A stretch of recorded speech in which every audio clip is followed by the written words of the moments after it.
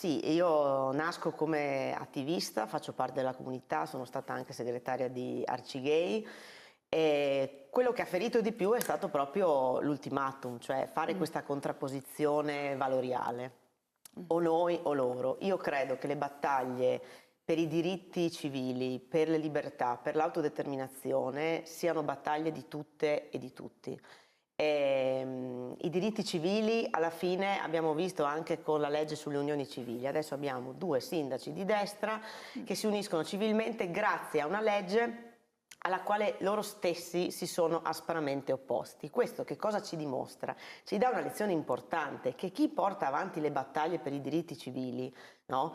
Che sia il matrimonio ugualitario, che siano i diritti per le persone trans, che sia il fine vita, che sia l'aborto, alla fine lo fa per tutte e per tutti, perché poi tutte e tutti, alpini compresi, godono di questi diritti